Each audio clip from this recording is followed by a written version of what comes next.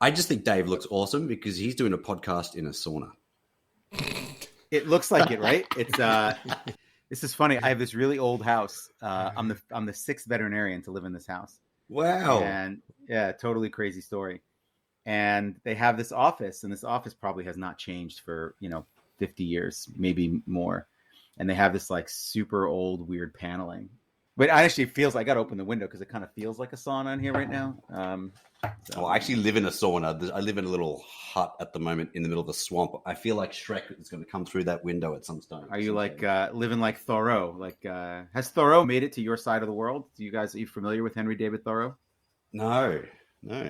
It's crazy. He's a classic American author, probably one of the most well-known American authors from back in the 1800s. Oh, yeah. Walden Pond. So that's a Walden. Yeah, gotcha. Yeah, he's a hero of mine. That's what, my middle son is named after him. So.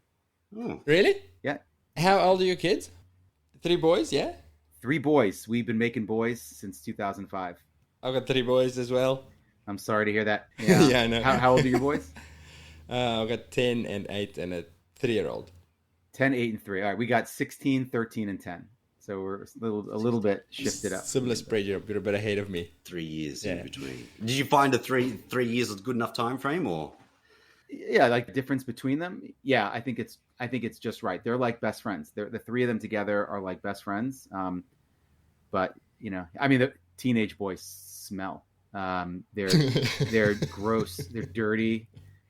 But they're fun. They get sweaty, have fun. They're nerds. We play Dungeons and Dragons and Magic the Gathering together. They're fun crew. That would be cool. I love that stuff. Should we jump in? Otherwise, we'll just talk rubbish all day. Seriously, what the hell? You guys are like, stop talking so much and record the stupid podcast. Highly professional. Okay. I'm Gerardo Poli. I'm Hubert Hemstra, and this is the Vet Vault.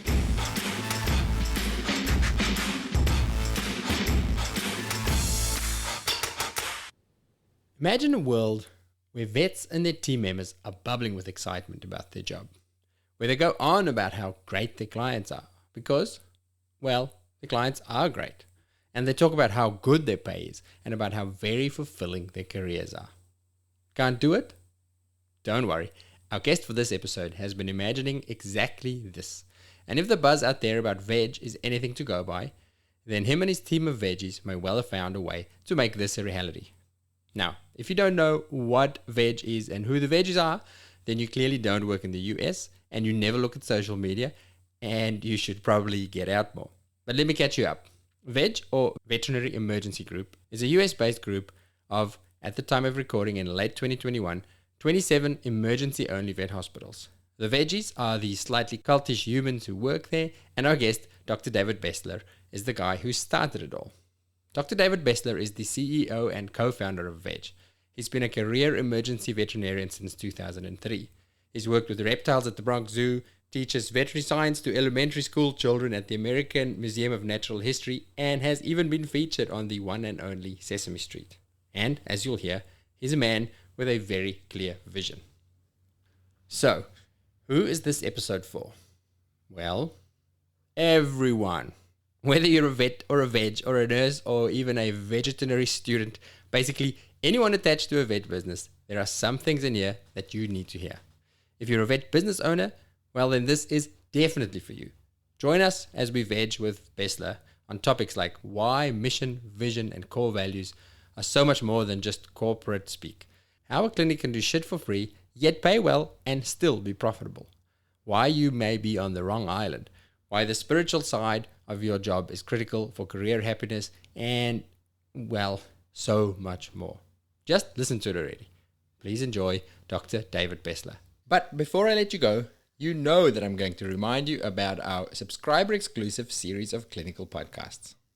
Go to vvn.supercast.com to get the details about what I believe is the most useful ongoing clinical learning out there in smallest medicine, surgery, and ECC. Dr. David Bessler, welcome to the Vet Vault. Thank you. Thanks for having me. I've been researching you and listening to you. You've been on quite a few podcasts and you've been interviewed quite a bit, which adds a bit of pressure because now I've got to find a different angle and and keep it interesting for you. But the one that most intimidates me, the interviewer that's interviewed you, was on Sesame Street. And that was some good interviewing skills. Yeah, Murray Monster is a tough act to follow. I know, he's good. Well, I'm gonna try and emulate his style more. He talked a lot less about the what you do, and he was a lot more about the how and the why. So that's gonna be our interview model. Let's go the how and the why, and let's dig into it. Yeah, sounds like a plan. So instead of rehashing, because of the stuff I've read about you and that's been talked about on podcasts, is what Veg does differently. And there's quite a bit of things, man. It's definitely, you've made some waves in the veterinary world globally. It's reached all the way to Australia. We all hear about Veg and what's changing. But I'm going to summarize a few of the key things that I think that's different. And then you can just say, yeah, that's accurate. So the first thing probably that I come across is the open hospital model, where there's no, as you say, there's no back to the hospitals. You call it the back because there's no back. People come straight through, straight in. No clipboard, no paperwork initially. You get taken to the back and you get seen by a veterinarian straight away. When you call with a problem, you speak to a vet. It's not a receptionist who says, well, I don't really know, just come down.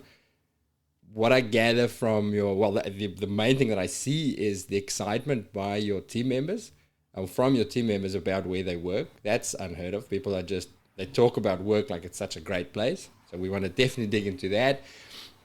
Pay is good. That's the word on the street is that Veg team members get paid really well.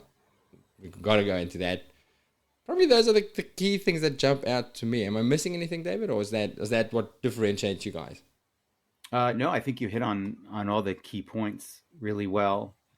And I think you're kind of out of luck. There are really no other angles here. That's it. They've all been explored, so we're done. We didn't have to listen to him for an hour.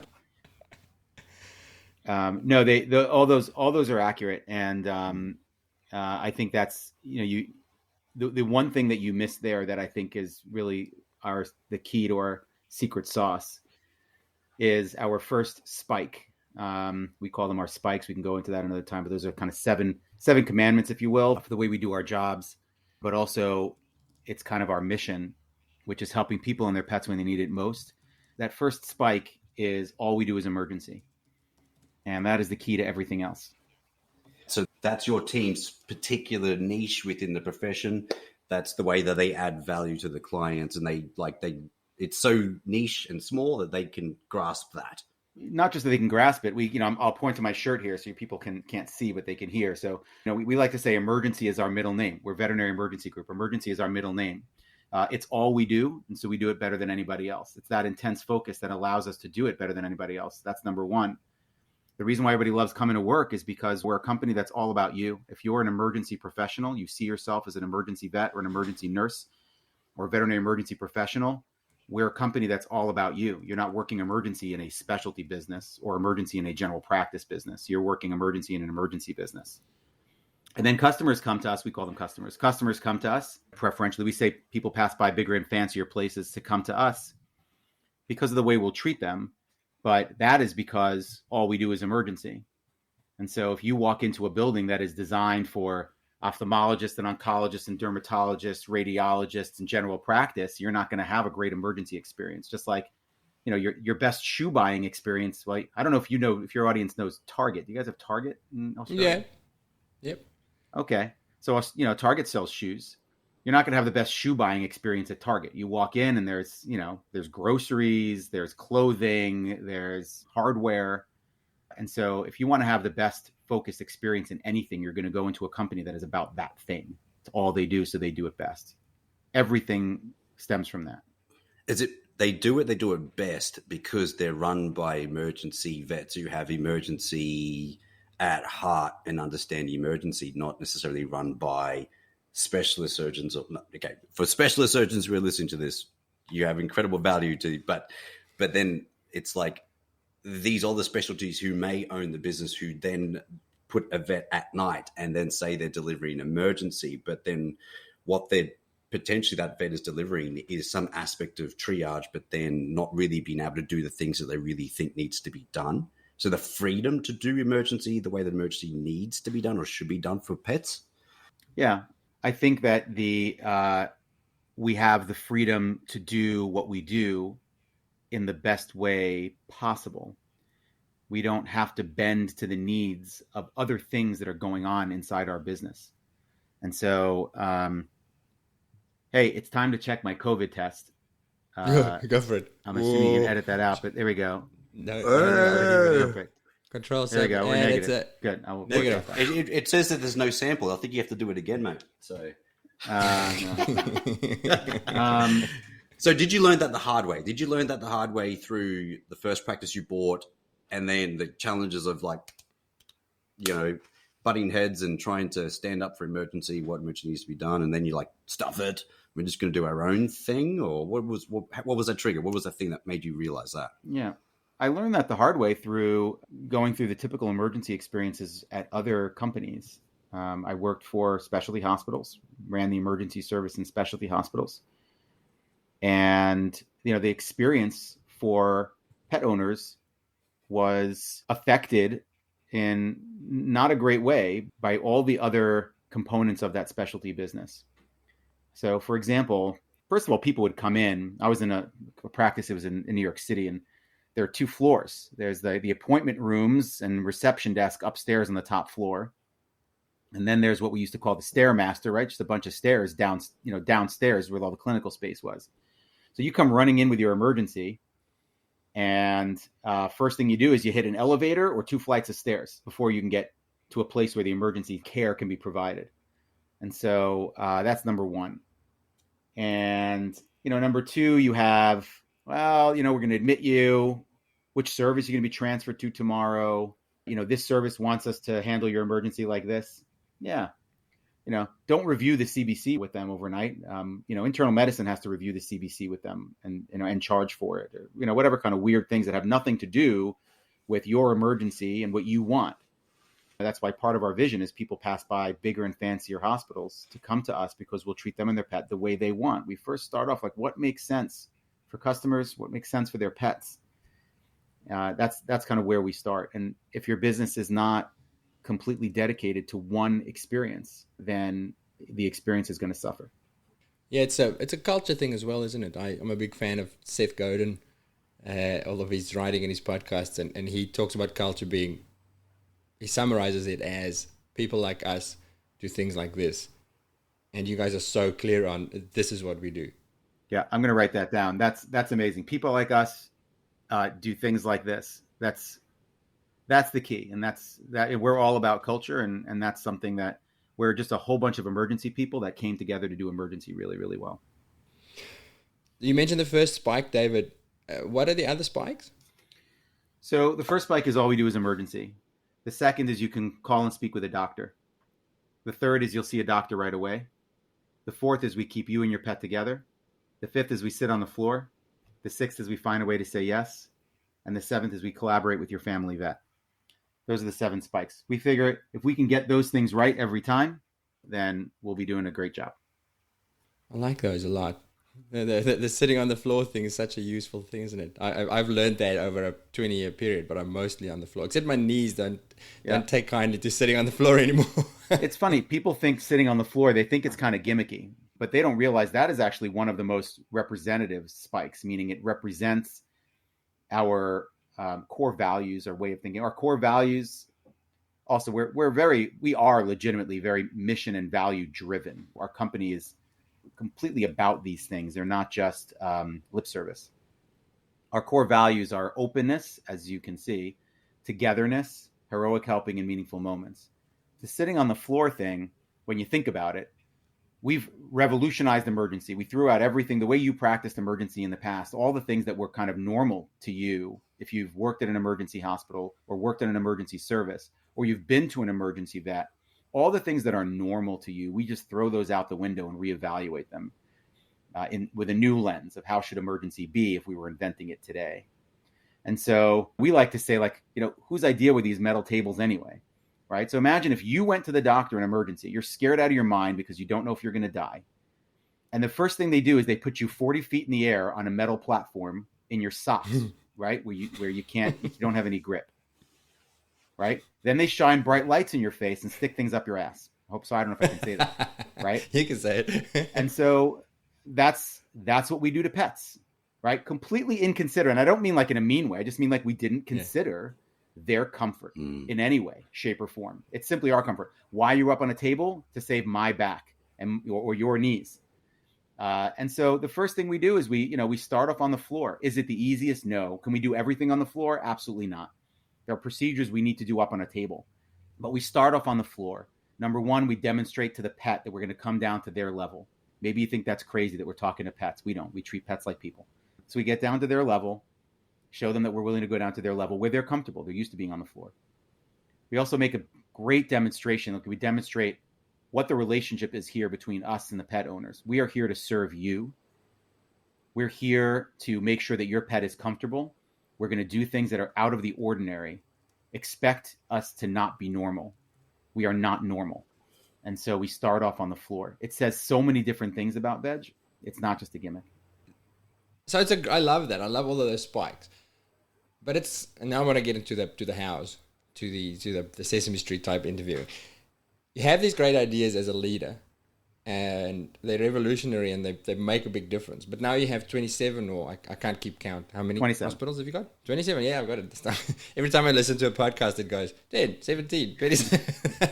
How do you communicate that to the team? And I assume the communication starts at the employment, but how do you sustain it? How do you reinforce it and make sure that those spikes are lived out on a day-to-day basis and not fall by the wayside because I'm busy, because my back hurts, because Yeah, it's a great question. So we have a culture, and the question is, how do you maintain the integrity of the culture? How do you make sure that the culture spreads as your community grows?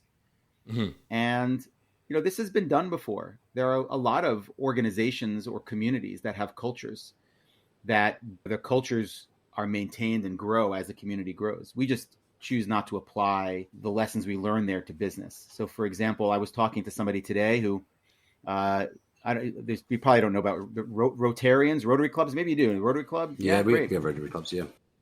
It turns out we're the same. You Australians and we Americans. But so, the Rotary Club has a culture. They have core values. They have a mission. They have people who believe in them.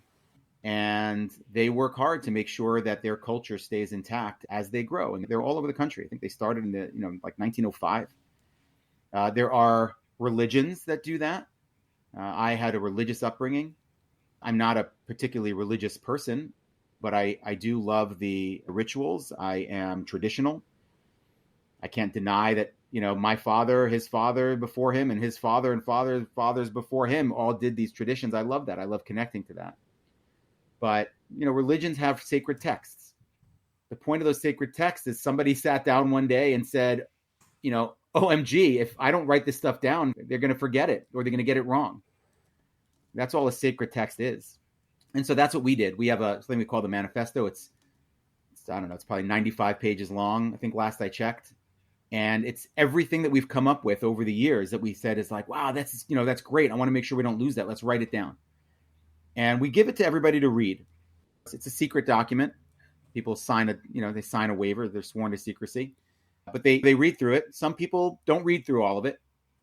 Just like take any, the Bible, the Quran, the Bhagavad Gita, whatever it is. I'm sure every member of those communities of those religions haven't read the entire thing, but it's there. They can refer to it. They can browse through it.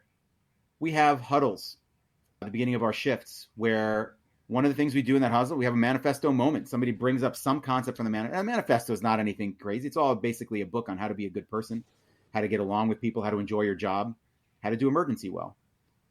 And, you have the manifesto moment. Somebody brings up some part of the manifesto, maybe at random, and they just talk about what it means to them. And that's the way that you keep those things alive. We have a one pager that goes through our mission, our vision, our ethos, core values, the spikes.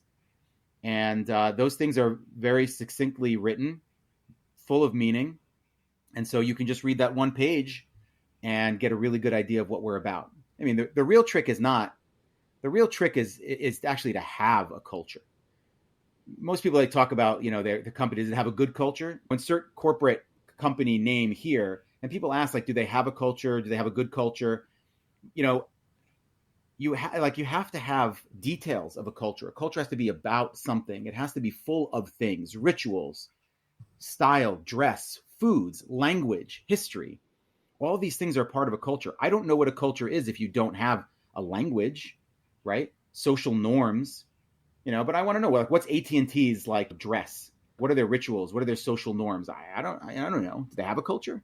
Veg has a culture. We have all those things. We have a language, our vegcabulary. We have dress. Everybody wears veg swag all the time. 90% of anybody's like laundry any week is just made up of veg swag. Their kids wear it. Their parents wear it. We have foods. We're an emergency business, 24 hours. Our kitchens are important. We have fridges that are stocked by, we have Instacart delivered to our fridges every day. These things make up our culture. And so we have a rich culture. Can you go back a little bit, Dave? Yeah. So from what I understand, what I gather is from what you're saying there is that there is a centralized kind of ideology, a centralized kind of like, Bible, right? So the core values, the culture is set from the top and it's like, bam, like this is it. But then is there any individualization, or do the 25 hospitals have their own individual core values based on the culture within? Because we have 7 hospitals or something, and the culture is slightly different in different hospitals. So in a way, the core values in our hospitals are different from the key organizational core values. But then it kind of can become a bit painful because it's like as if we're not part of a centralized organization or something. The identification with each other can sometimes actually be quite difficult. Do you have, is it core values of this, the 7 spikes of this is a 95-page thing, Bible, and that's it? And you focus on that, and then the hospitals don't have their own individual flavor? Yeah, the core values are core because they're core to everyone. They're actually hung in everybody's hospital. The spikes are there. They're for everyone. However, I recently just, put out a video. It's actually part of the manifesto. We believe in freedom. Most people know it as freedom within a framework. Our version of that, we call that cholent. Cholent is a Jewish dish that is, it's like a stew made of beans, barley, meat, potatoes. Everybody has it's the same recipe. It's the same recipe the world over. Right? The world over, it's like pizza, right? What is the recipe for pizza? It's, dough, tomato sauce, cheese.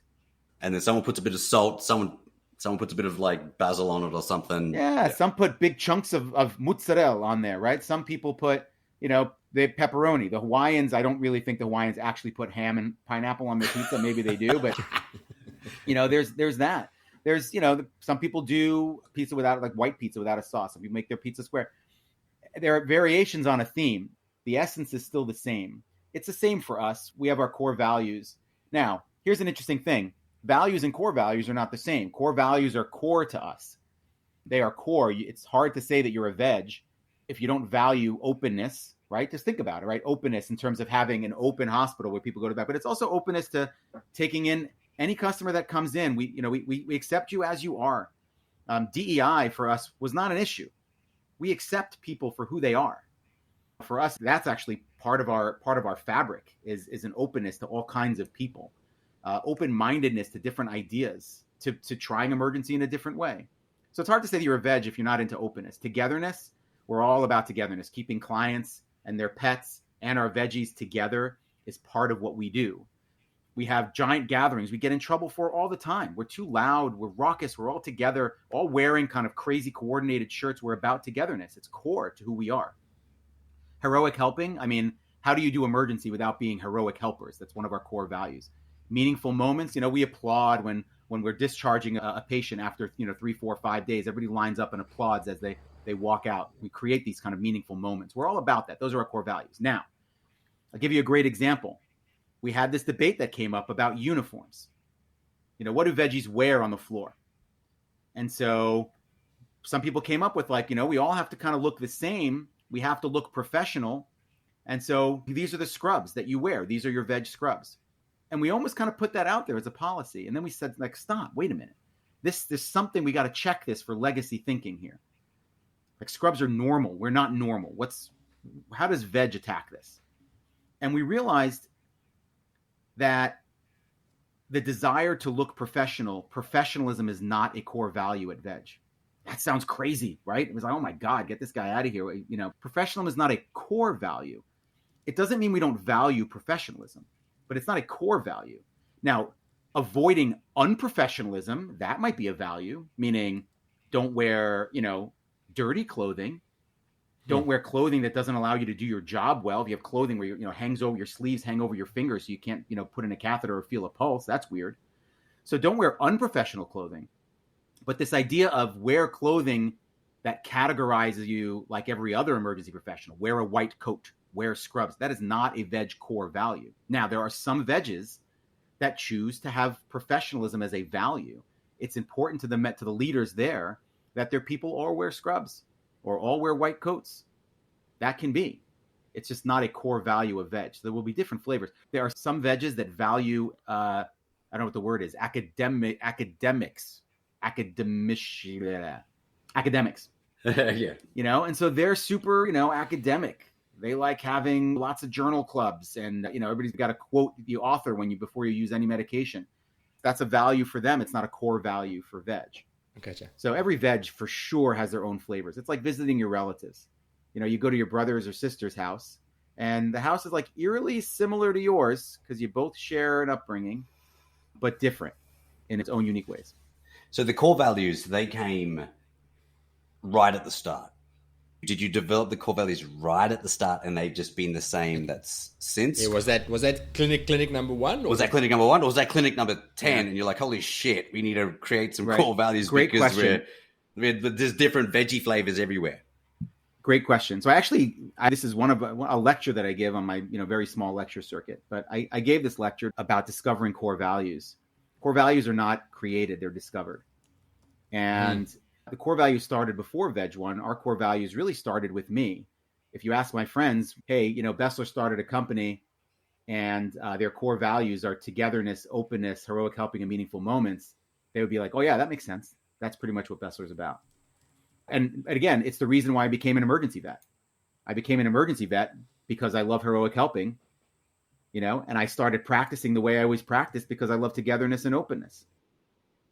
So that's not a coincidence that those things are what I'm about. It's the way that I practiced and it's the way that our company, you know, so we discovered those things. The way we did it was, you know, a few years into it, we looked back and we said, core values. What are the things that explain the best things about Veg? Like what's best about Veg and what lays at the core of those things?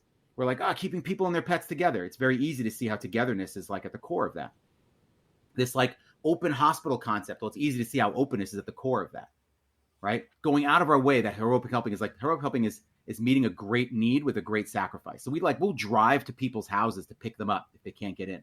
They forgot their cat carrier, we'll drive the cat carrier back to their house. You know, we give shit away for free. It's one part of the manifesto is give shit away for free. That's part of heroic helping. What lays at the core of that is heroic helping. You know, I'm not going to let that dog die. Just because the owners don't have money, I'm not going to let it die. That's heroic helping. So those are at the core of everything that's great about Veg. So we discovered our core values. They existed way before Veg. One more question. Well, no, just like, okay, so my feel here is, okay, through what you're saying, is that, do you think it was clear? It was you were the clear person who was embodying these core values, your actions, the way that your style of medicine, the way that your first hospital ran, that kind of thing. So it was you as the leader of the hospital group that created that flavor, or that created those core values, that embedded and shared with everyone else around. Yeah, I think, like you said, people like us doing things we do, I'm not alone in having these core values, especially as an ER professional. I would say if you went around and asked most ER professionals, what do they like? They'll tell you, they're like, you know, they're into heroic helping. They're into meaningful moments. A lot of them, I just know when you look at IVEX is a much more, you know, it's much more, I've been to IVEX and I've been to the, you know, the radiology and the surgery and internal medicine conferences. IVEX is a lot more fun. Hell yeah. It's all about togetherness. You're much more likely to find people who are like, you know what? I just like being alone with a glass of wine at home. That's my preferred state. You're not going to find too many of those around like emergency people. They love being together. You know, you have to like being up in people's business if you're going to be doing emergency. And so I think if you went around and you asked like, you know, people who wound up in, it's not for everybody. Veg is not for everybody. There are people who do not subscribe to these core values. But if you went around and you asked a lot of emergency professionals, what are their core values? I think we would end up sharing a lot of core values. It's not, I didn't, like I said, I didn't invent them. I'm an ER doctor. I'm an ER person. That's why I'm the person most likely to do ER in a wacky way. And I'm the person most likely to start the ER company. I'm so curious about your background and the way that you run it and your core values. So you spent time in the military, in the special forces in the military. Is that right, David? I did. To be clear, this is the Israeli special forces, the Israel Defense Forces. And isn't they like one of the hardest and most impressive special forces units in the world? Like, I don't know. I think it's pretty impressive. I don't know. It's certainly different. I guess from the inside, it's perhaps not as glamorous. A lot of crying. You don't picture that. You don't see that maybe in the movies. But I ended up there in a very not direct, purposeful way because of my religious upbringing. It's kind of a tradition to the year after college to go and study abroad in Israel. And I did that. And coincidentally, my mom died while I was in Israel that year. And I just wanted to stay away from home for a little bit. It was a little bit hard to go back home after that. And so I just stayed for another year, became friends with all of the Israelis there. There's a mandatory service. So they all started getting drafted. I like to joke, maybe it's half joking, that to compete for the girls, I had to join the army because everybody else was. And they came home for the weekend with much cooler stories. I was a date farmer. Before I was in the army, I was growing dates. Not the Bumble Match.com kind, the grow on palm trees kind. And, it was, again, a very exciting thing. And so I became an Israeli citizen and knowing that I would be drafted. And that's how I ended up in the army. They all, it's cool to get into the coolest unit you can. And so I certainly, tried to get into the coolest unit I could. And then I did. And then I asked myself later on, like, what the hell was I thinking? By that point, it was too late to get out. So that's how I ended up in the army, but, not through any direct, purposeful means. It's just in my mind, this might be a misconception, but that the military will be quite hierarchical and quite prescriptive. And this is how you look at uniform, you talk about the veg culture and that there's not that prescriptiveness. So I almost want to say that if you're exposed to the military, your leadership style might lead towards that more hierarchical structure, but it doesn't sound like that's what veg is like at all. Did you take something about your leadership style from that time? Did you try the army approach and was like, didn't work? It's funny. I kind of knew you'd ask about that before I came in here, and I think I had a different answer prepared. I was going to steer it away from my military service and more towards, maybe my religious upbringing. But I think if you compare the Israeli military to other militaries, what you'll find is that it's very real and raw. Is it because Israel is in a place where there's a whole lot of people that really want to kill them right now? You're serving in the military, you're going to end up on guard duty, like, a couple miles from your house. It's a very small country. It's the size of New Jersey with real military threats all around them every day. I think in the end, it's a very safe country, but certainly, you're subjected. There's nobody in the country that doesn't know somebody killed by an act of terrorism. Everybody knows somebody. And more people are killed in car accidents every year than in all their wars and terrorist acts combined. But, it's terrorism is that. It's meant to inflict terror. And so you're just aware. So the military is a big deal there. Because of that, you start off with this like 3-month basic training. But at the end of your 3 months training, we're very, very rigid. You have your commander, you're saluting, you don't look them in the eye. There's all that same kind of crap as there is in every other military. But at the end of 3 months, you walk in one day to your tent and you're like, your commander's kind of sitting there and they usually crack some sort of joke and then everybody laughs and you're like, oh, this is, they call it distance. They break distance one day. And that's because your commander is like, your sister's boyfriend. You know him already. And everybody's kind of in it together. Like we have a job to do. It's a real job. It has real meaning. You're not doing exercises just to do exercises. You're doing exercises because you're going to need to be good at them, the next day. You're practicing your discipline because your family and your friends' families depend on it. So it's a very real situation, has a real purpose. And so everybody takes their jobs very, very seriously there. I think that's why there's such a good military, because everybody takes it very seriously. But at the same time, there's no BS. I do what you tell me to do, because if I don't, our families are at risk. I don't need you to pretend to be taller, stronger, anything than I am in order for me to know why I have to listen to you. And so I think I may have taken that. Maybe I bring that to emergency. Because like, we do real stuff. That's why I'm drawn to emergency. We do real stuff. Impact every day.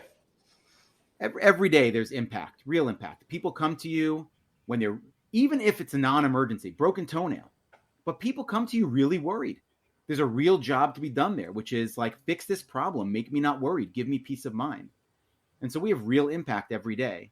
And when people don't do things the way that we found to be best, it's not impactful for us because we don't find our meaning. If I can't give somebody peace of mind, my job is not meaningful. So yeah, I think maybe I did take something home from my military service and apply it to veg. Can you do that? What's that fighting style they teach in the military? Krav Maga. Can you do it? Can you do it? I did. I could kill you with one finger. Oh, No, that is like absolutely not true. Krav Maga, actually, what's funny is Krav Maga is literally Hebrew for contact combat or hand-to-hand combat. It doesn't have a long, mysterious history. There's no sacred pool of tears, where Master Shifu first learned, kung fu. There's nothing like that. I would have loved it was Hebrew for kicking ass. I don't know how to say kicking ass in Hebrew. Oh wow! I hope people get my Kung Fu Panda reference. I got it. I got Master Shifu is a mentor of mine. Yeah, I have kids, exactly. We don't wash our pits in the sacred pool of tears. That's a good line my kids sacred pool of tears. Okay. So you went from one practice to now 25 or so, soon to be, I don't know, 50 maybe. We're going to build 20 this year. That's our goal. Okay, so 45. What is your biggest leadership challenge? If you're going to think back at a transition time, a phase, or there's a shift from 1 to 2, what was a time where you actually were like, whoa, I can't do this. Whoa. But it took some kind of mindset shift or something for you to go, I'm not the right mind person now, but to do this, I need change. One of our favorite books is one by Marshall Goldsmith called What Got You Here Won't Get You There. I have those moments every day. We're growing so fast that I have to level up every day. Every day I'm like, the skill set that got me to where I am is valuable, but I got to learn new skills. Some of those skills are exactly the opposite of the skill set that got me here. Every day I experience that. And I think the biggest challenge that I encounter every step of the way is not getting people to understand our core values and our mission and our vision. It's not to get them to understand that, but it's to believe that our core values, mission, and vision are important.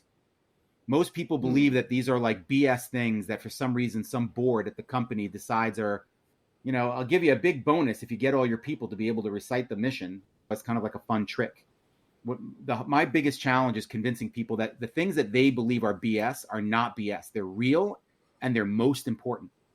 More important than a profit and loss statement. More important than earnings reports, et cetera, are mission and vision and core values. Like I said, the most important thing in our company is spike number 1, all we do is emergency. It's so important that we based our mission statement off of it, helping people and their pets when they need it most. That's the definition of emergency. Ask a second grader, 7-year-old, what is an emergency? Like, what is emergency vets? Like, what do they do? And they will tell you, oh, they help people and their pets when they need it most. It's a definition of emergency. And so explaining to people what those things are is less of a challenge. The bigger challenge is getting them to believe that they're important and the most important. So what's your formula to that? Because that would help me too, Yeah. I shout it from the rooftops. 7 times a day, every day. Every day, like a broken record. We have these things, vegging with Bessler. Every new employee gets on a Zoom call with me as part of a group. And we hang out like this and we talk about cultural things. We talk about this stuff. And that's my opportunity to impress upon them. Like, I have just one favor to ask of you. Please believe me when I tell you mission, vision, core values, those are the most important thing. So I have that opportunity. Let's talk about happy team, because I think clearly the culture and the core values contribute largely to that. But again, the standout thing about veg from the opposite side of the world is that the enthusiasm and the love that the team seems to have for veg.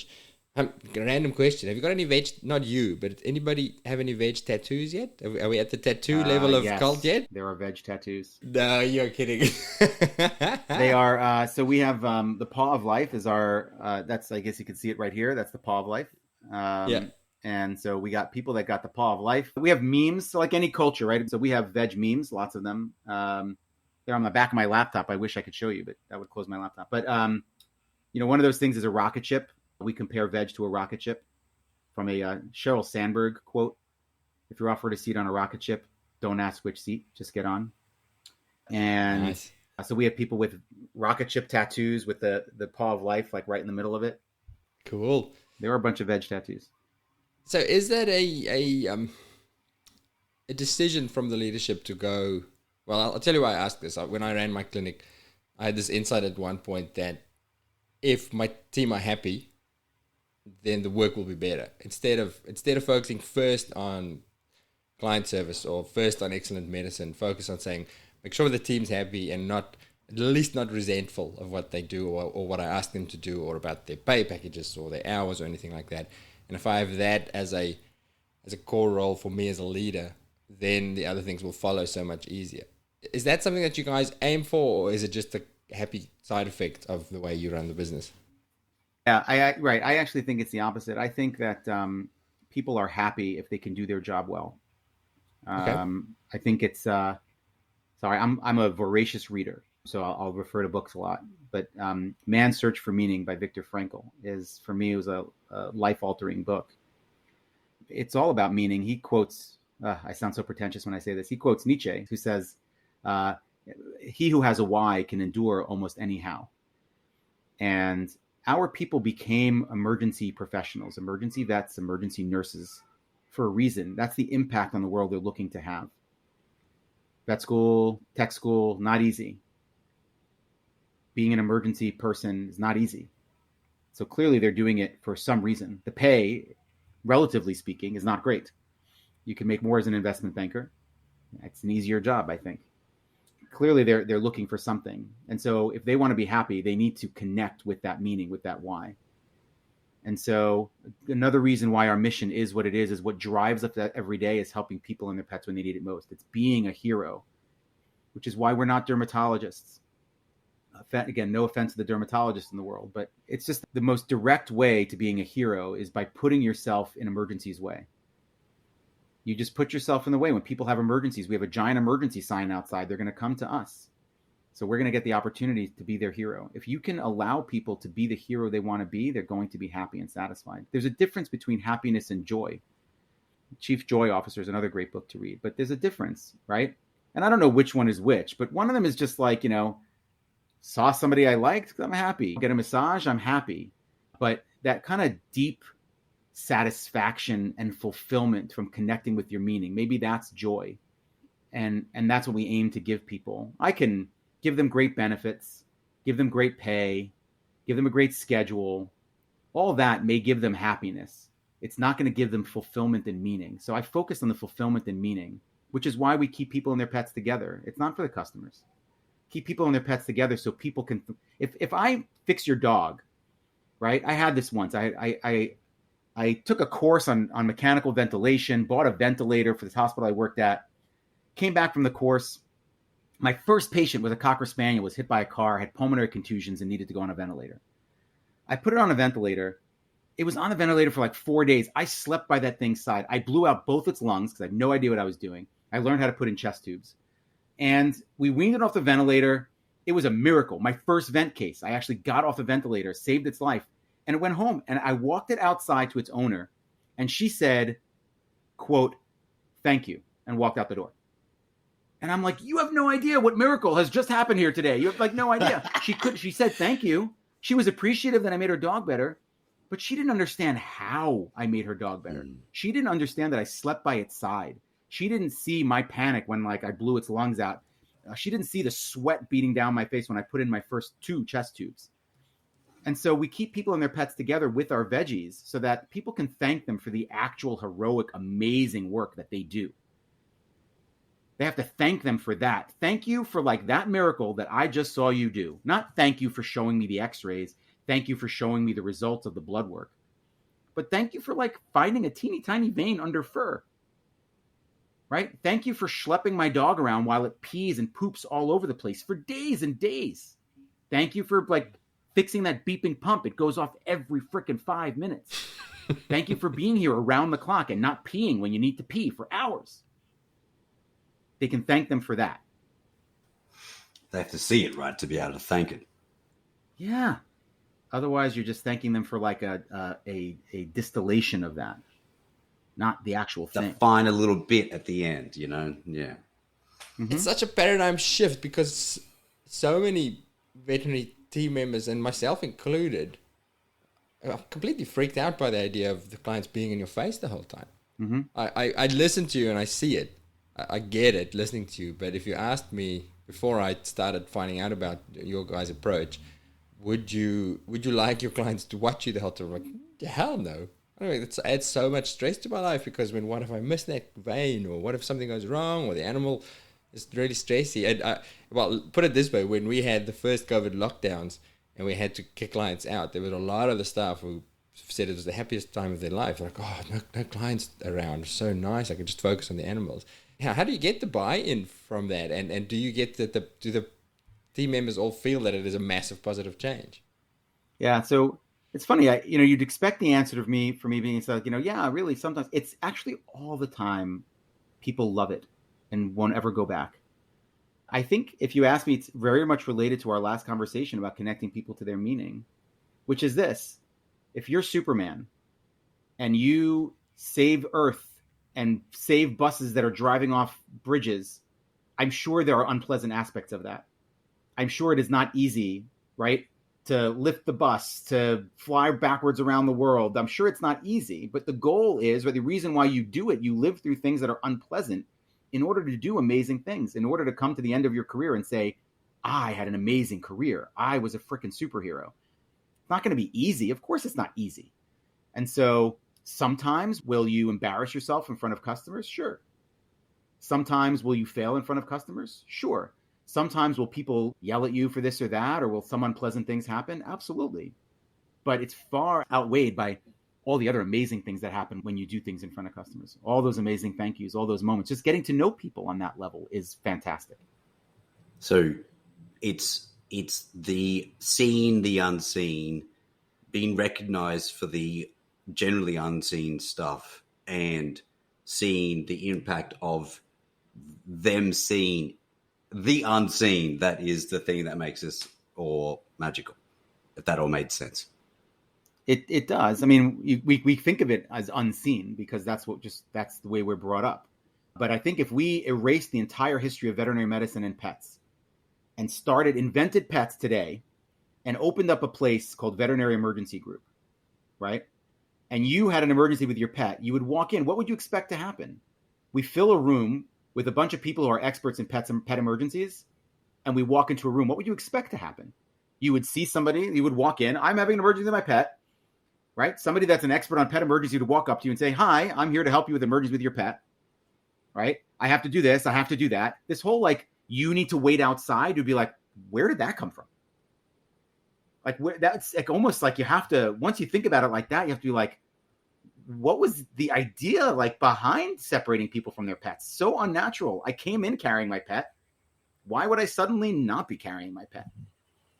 Yeah. Like, it's just bizarre that that's normal to us. So we think about it that way. Once you do it that, we're like, what were we thinking? This whole like, oh, if I'm having an emergency with my pet, no problem. Here's a clipboard. Please, fill that out. Like, really? In what world? Like, in what world would we design a business like that today? My pet is dying. Please fill out your email and phone number. It's crazy. How did you hear about us? How did you hear about it before? Yeah. Do you promise to pay the $150 before we do anything? No. Ugh. Yeah. G? I have a couple questions around about culture, but Hubert, did you have anything else before I change? No, heaps more. Okay. So the question I have is kind of like, you have a culture, right? You could like it's the way you speak, it's the actions that you do, it's the way that it's a culture is expressed in your actions and understanding and the communication and the way you feel and connect with everyone else around, right? What do you do with people who come and feel like as if they want that, but then they really just don't want to? I don't know. They don't want to do the hard things. They want to eat the magic soup or drink the fucking Kool-Aid or whatever it is, right? Exactly. Right, but they're disruptive, but the culture is so powerful in a way, and it's so sacred in a way because it connects hundreds of people together. But this particular person or these particular people really fight back against it and want to create a shift and change.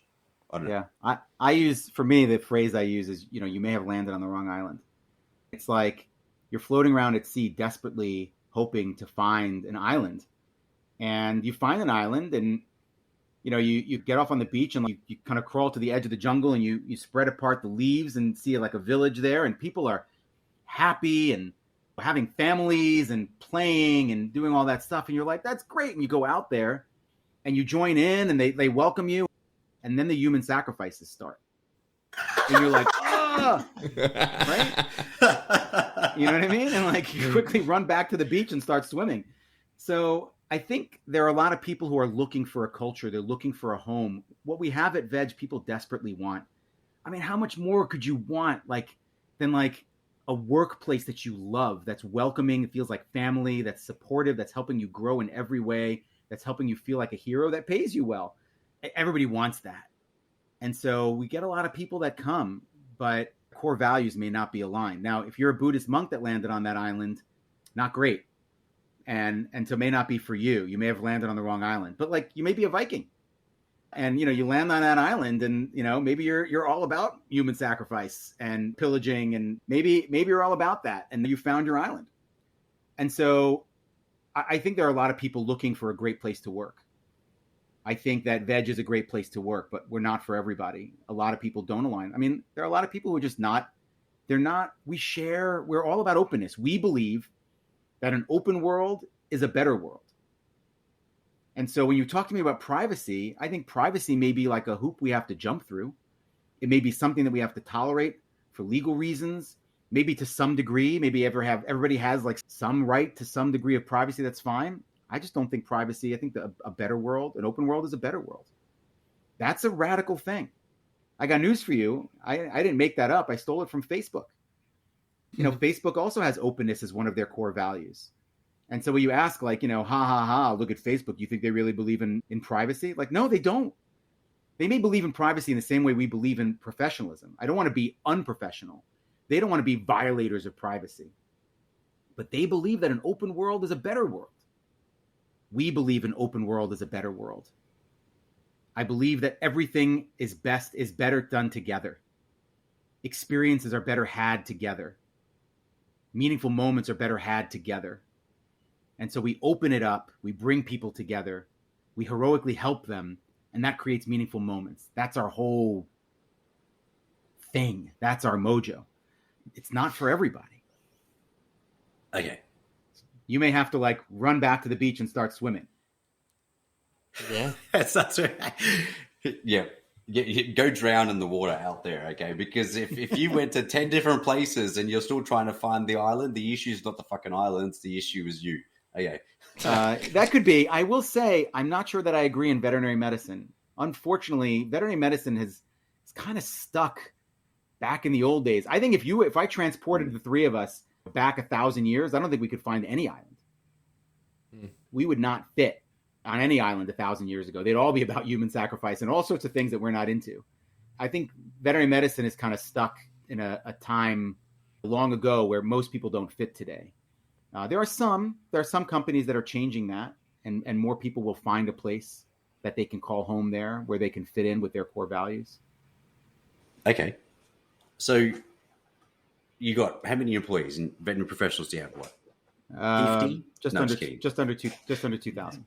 Okay, 2,000, right? And I get there's a hell of a lot of veterinary professionals in the US, right?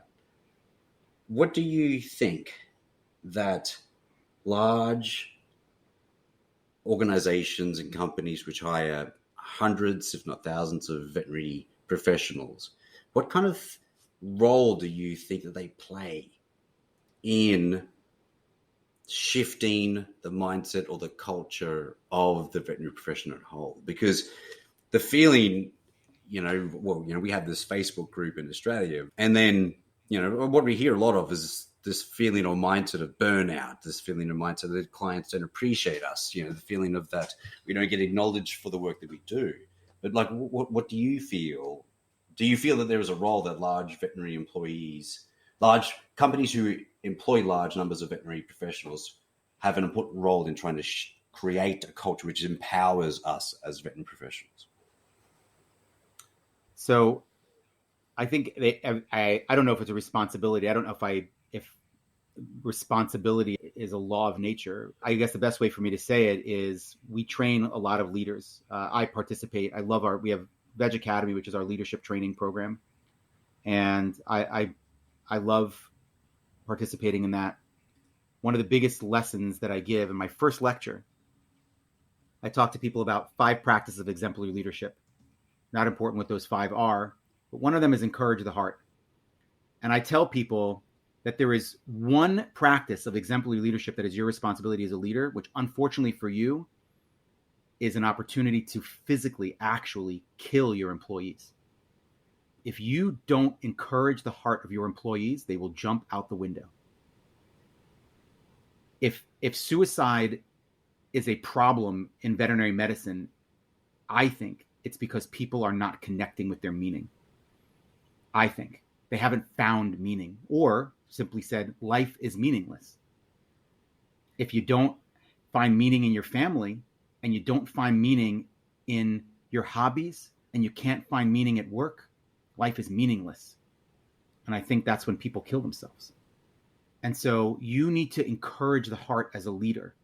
And I think if you're the leader of a company, you need to make sure that your people are finding their meaning at your company. Just try.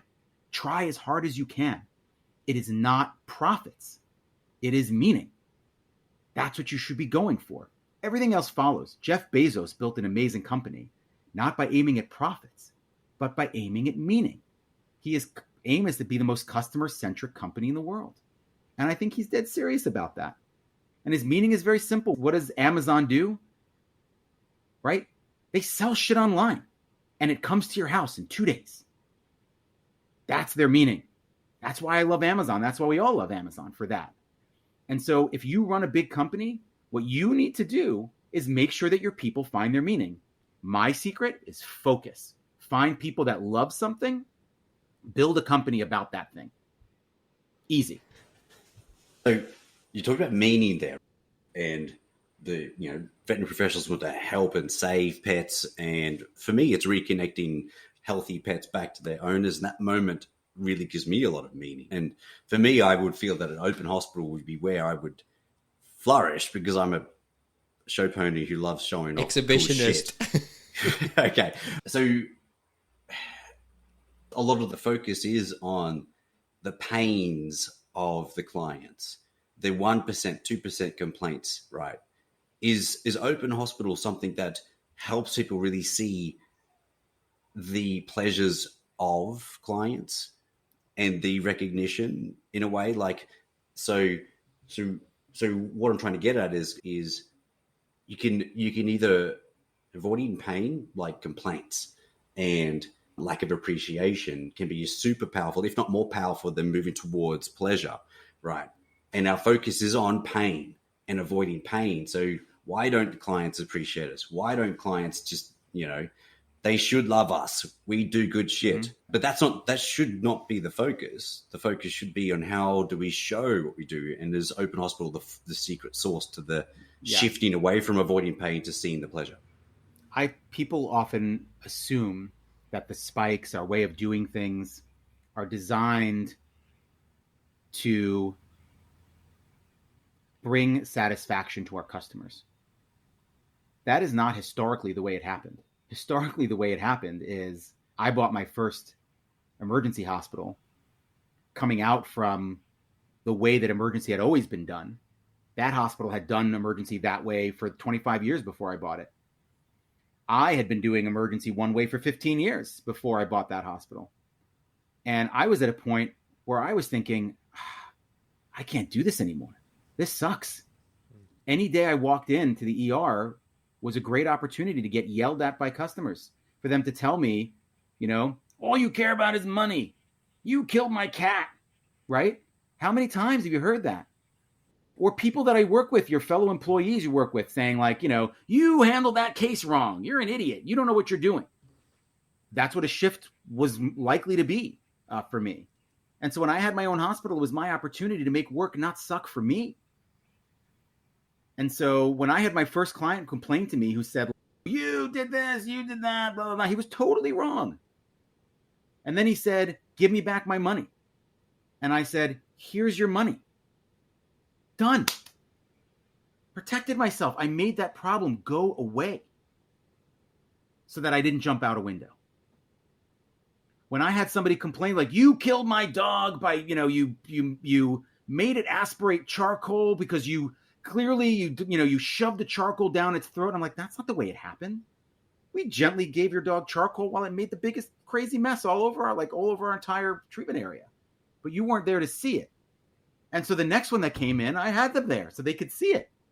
They looked at me and they said, well, I don't know how do you expect to get the charcoal on that dog? And I'm like, we're going to do it very slowly and gently, but it's going to be a big mess. And he's like, I get it. It was to protect me and to make my work enjoyable and fulfilling. It wasn't for customers. It just so happened, like, guess what, right? When you try to do things in a way to protect yourself, it's actually the natural way. Don't add on all these unnatural things like separating people from their pets. Walls are unnatural. You need to put up a wall. Walls weren't born there. You need to put up a wall. So we just broke them down the way they were, like the way they naturally started. And then everything else fit into place. So lots of business owners who might listen to this will go, yeah, I love all of this. I want to do these things. I want to remove those pain points. But I do have to make a profit. And now David's already said, do shit for free, pay your staff really well, all those sort of things. How does that translate in terms of, and again, the focus shouldn't be profit, but it's also the hospital's not going to last long if there's no profit. Mm-hmm. Does it work well the way you guys do it? How do you make it work financially? Yeah. Here's a great assumption. Revenue is set. The gods have decided what your revenue will be. The gods may decide that your revenue will grow. Your top line is the fodder. It's your raw materials for what you have to work with to generate profit. Keep your costs as low as possible to generate the highest profit possible. One of those cost centers is staffing salaries, staff costs. So if you want to maximize your profits, since your revenue is set, you need to lower your staffing costs, and that will maximize your profit.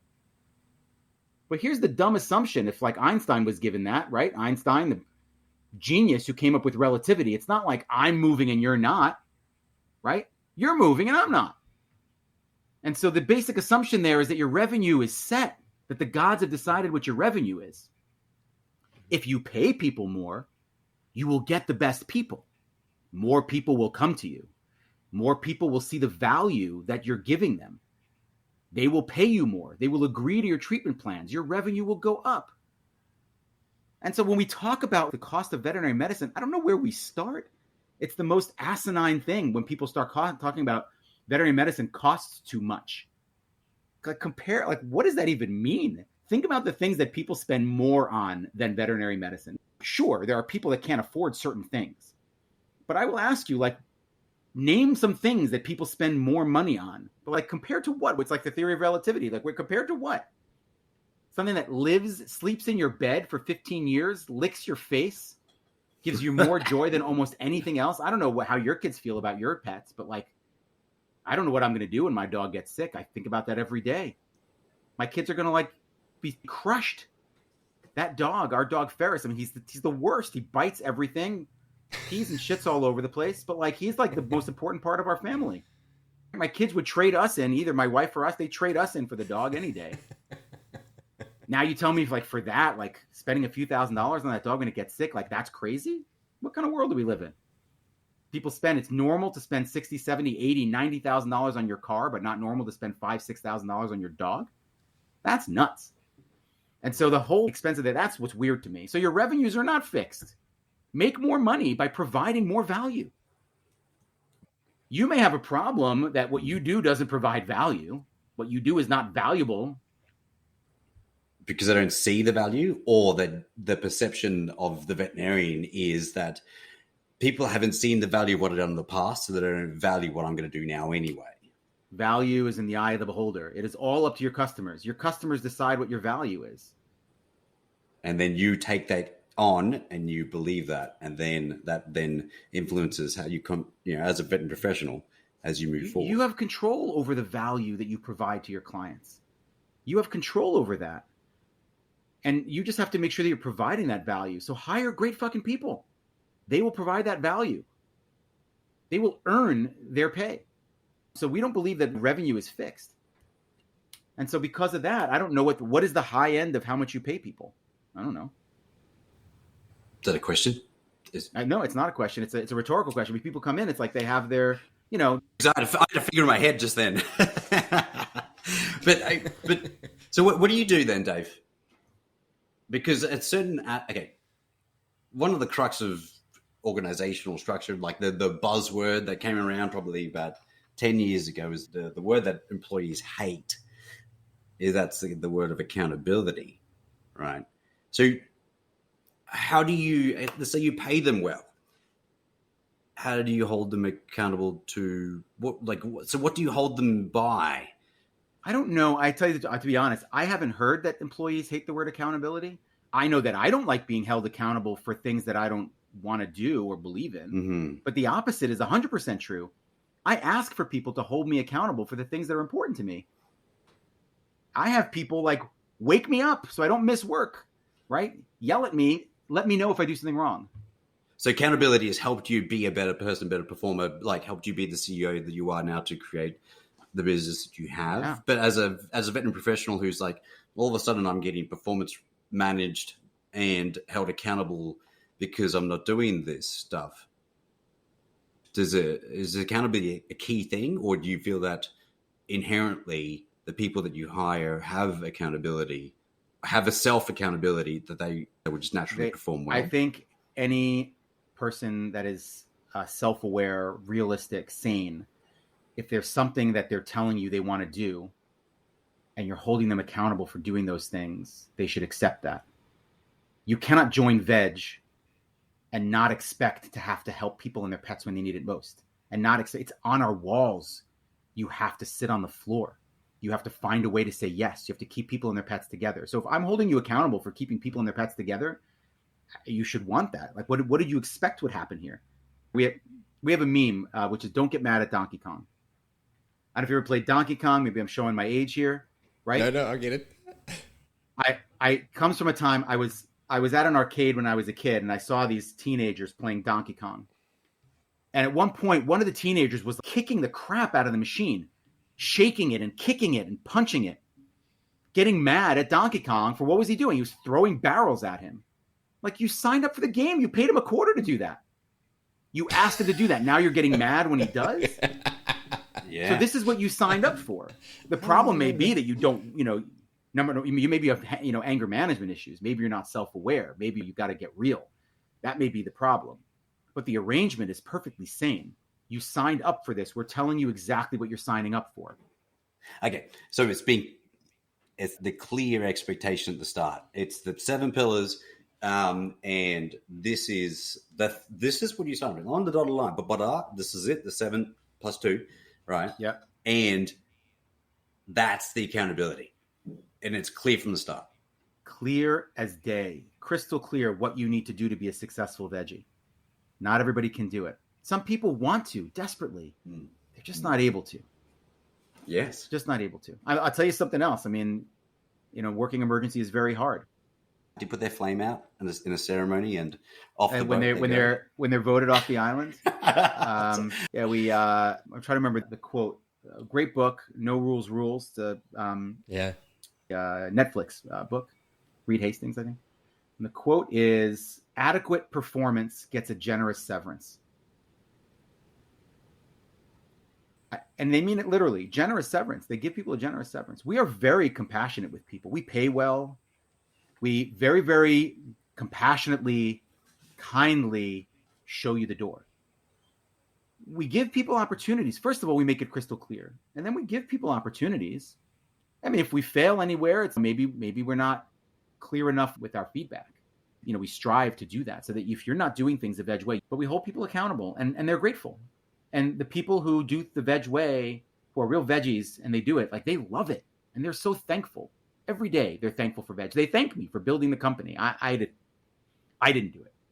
Lots of people built the company, but they're thankful for veg existing because it gave them a place where they can realize their potential, where they can feel fulfilled and happy and have meaningful work. Man, I want to come see this for myself once we're allowed to travel. I was about to say.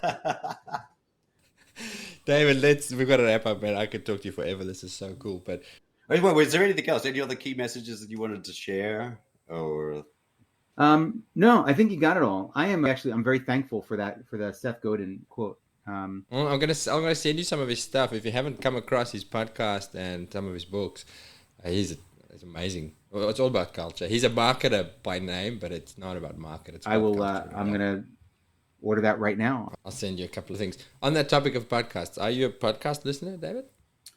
Yes. I'm a bigger reader than I am a podcast listener, but I definitely listen to some podcasts and I have some favorites.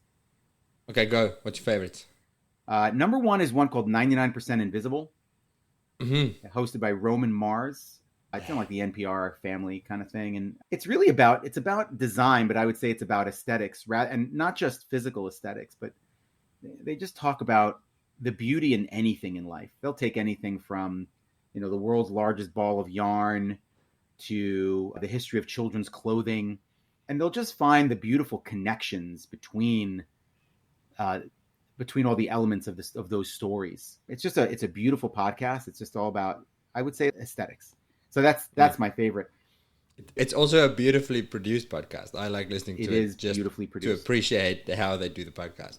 Yeah, it is. The aesthetics of podcasting. That's what 100%. Hubert's going in there for. I will say one thing. If I ever met Roman Mars, I would tell him that his voice is beautiful. I love listening to it. He speaks very quietly, and I often have to really turn off my radio, especially when I'm in the car.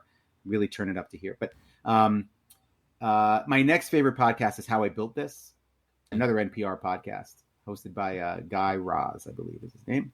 Yeah. And it's just the stories of founders and the companies they built. I enjoy it because I often find connections between their stories and our story at Veg. And a lot of them are fun. They're real. All these stories are, all these companies started small and had normal human being founders. And it's really amazing to hear the real and human sides of their stories. Good choices there. And then our very last wrap-up question. I normally say you're at a conference, but let's say all the veterinary new grads of the world are now working for Veg. And it's day one of work. Got it. So you mean it's 2023? That's what you mean? And you've got to do they're vegging with David Bessler. What is the one message that you want to give them? The one message I would give them is the more spiritual aspects of business, like I mentioned, mission, vision, core values. Those are the most important parts of business. It's not about the numbers. It's the more spiritual side of business that leads to success and has led to Veg's success. I would ask them to just give that thought a chance, dive deep into it, and they'll find that it's true, and they'll be able to make the most of their career at Veg. David, thank you so much for your time. Yeah, thank you too. This is great. Great conversations. I think they timing is important. They say I think I should have all my podcasts up at night. It's nighttime here. It's just like a nice chillax. I should have like a bottle of wine. We usually do. Well, actually, it's 9 o'clock in the morning here, and this is on my third beer at the moment. Have you been to Australia, David? I have not. I'm dying to go. So you let me know when I'm invited and can get through your borders. Do you know this product? Vegemite. Amazing. I'll buy some Vegemite, see if I can get into it. I think Americans would try Vegemite and would be like disgusted for the most part. Yeah, you probably would. I'll send you a bottle. Yeah, Vegemite should be like, I guess, Veg Australia. That'll be like our official food of Veg Australia. It's definitely some sort of a co-branding, partnering opportunity. Oh, there's 1,000%.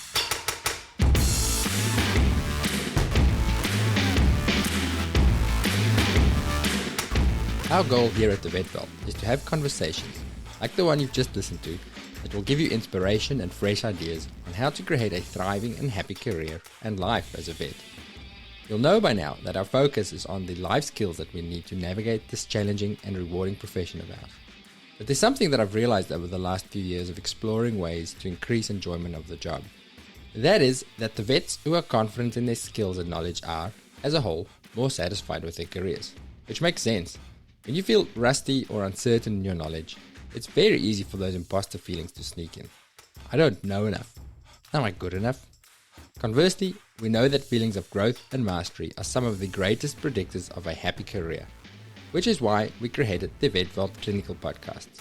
3 highly practical episodes every week. Conversations, not lectures, with world-class specialists. Tips, updates, real insights, not textbook theory. Short enough to listen to on your drive to work, but with enough content to ensure that you'll be a little bit better at your job than you were before you listened. Join us on our journey to better by trying out our free 2-week trial at vvn.supercast.tech.